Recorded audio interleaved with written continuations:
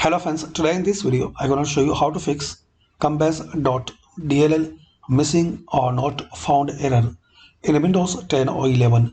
So guys, to resolve this problem, firstly click on start. Now here type cmd. Right click on command prompt, run as administrator. Now here type this command sfc /scan now.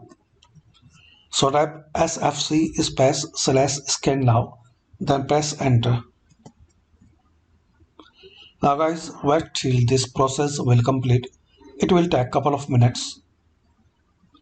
Now guys, this type second command line reg svr32 combase.dll, then press enter.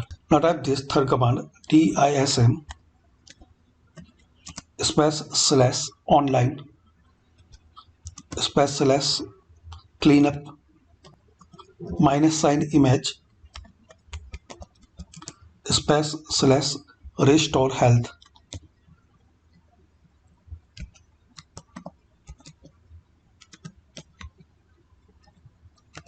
Then press enter.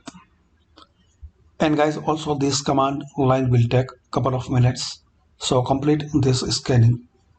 And once guys you complete this successfully, close it and restart.